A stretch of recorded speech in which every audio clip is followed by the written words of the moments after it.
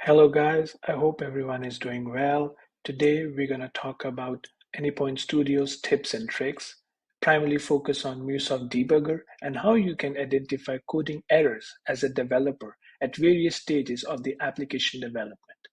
So before we begin, please don't forget to subscribe to our channel so that you can get notified every time we post a new video. You can run your application in two modes. One is the Mule design mode, where you can simply run your applications, and the other is MuleSoft debug mode.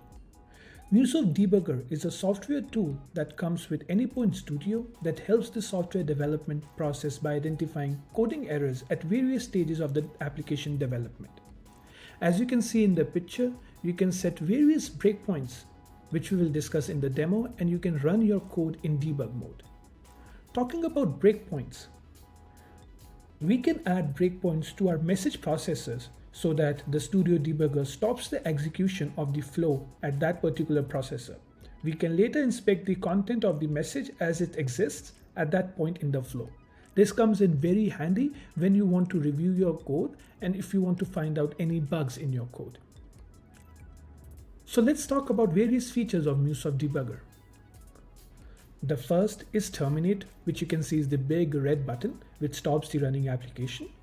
We have evaluate Dataweave expression, which can be used to evaluate any Dataweave expression.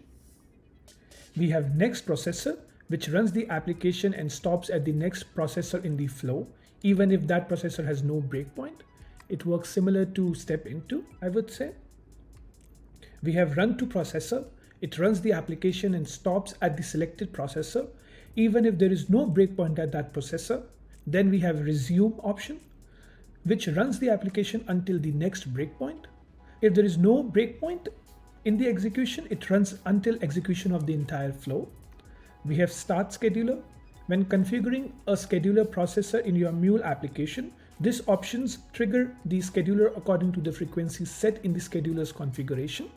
We have the stop scheduler. When configuring a scheduler processor in your Mule application, this option stops the initiated scheduler. This function only works if the scheduler has been initiated using the start scheduler function. We have add expression to watches, which is quite handy when we are debugging any application. It adds the current Dataweave expression to the watch list. Then we have remove expression to watches, which removes the selected Dataweave expression from the watch list. Then we have remove all expression from watches, which you can understand will eradicate all the Dataweave expressions from our watch list. Let's talk a bit more about evaluate Dataweave expression and add expression to watches, because these, as I mentioned, come in quite handy when you're iterating through any process. So what is evaluate Dataweave expression? When debugging your Mule application, you may need to evaluate a specific expression while your flow's execution is paused. You can write a Dataweave expression to evaluate or inspect any message property. This component is very handy in a case where you would like to change the format of your payload. Let's say you have your payload in Java and you would like to see how the payload looks like in JSON, or you may want to update the value of your payload, right? With running application in debug mode, you can simply use this feature to solve that issue. You can also save these evaluations as expression watches so that the debugger displays the result of these evaluations every time the execution of your flow stops at a breakpoint. So talking about adding expression to watches, Mule Visual Debugger can watch for selected Dataweave expression in all active breakpoints. If the expression occurs at any of the active breakpoints, Mule evaluates the expression, then displays the result in the Dataweave expression watches view. So that's it for the theory. Let's jump into a demo where I will showcase you how you can use MuleSoft Debugger in action. Thank you for watching. For this demo, we're going to use our existing chatgpt flow. If you guys are interested to see how we created this flow, I'm going to put the link in the description below for the video. Please do check it out. So this flow is very simple. We have a listener followed by a transform message, which is transforming the message that we're going to send to chatgpt API to receive a text. So the text we're going to use as a body to create an email template, and we're going to save that template in our Salesforce instance using the Upsert connector provided by Salesforce. So to start the debug process, what I'm going to do, I'm going to put a couple of breakpoints so that the flow stops there, and we can check out the variables or the payload during that stage. So I'm going to add a breakpoint here. I'm going to add a breakpoint here. And I'm going to add another breakpoint on this transform message. And to debug, we're going to use Mule debug. So for this process, we're going to debug. As you can see, we're going to click here, debug project MuleSoft OpenAI. And I'm going to proceed. As you can see, the project has been deployed successfully. So I'm going to hit this event listener. So I'm going to use this body to send to my event listener on localhost 8082 followed by chatgpt as the path. I'm going to click send. So since we have a breakpoint here, the flow is going to stop here. As you can see right now, the payload is what we sent, prompt as the field, and this is the body. Right, so here I would like to show you guys some of the features of MuleSoft Debugger. As you can see, we have this big red button which will terminate this process, which we don't want to do right now. So this is evaluate Dataweave expression, which is very interesting. If I click on this expression, right, and if I type payload, it will show me the payload for the current stage. So let's say we want to change the payload media type. Right now, the payload media type is application JSON. And I would like to see my payload, let's say in Java. So what I'm going to do is I'm going to convert this payload in Java using output application Java. So this is the Dataweave expression that I wrote. And now, as you can see, the payload becomes in Java format. We have a key, prompt, and the value is the body. If I click on add watch, it's going to create a Dataweave expression. As you can see, we have a Dataweave expression here which we can watch.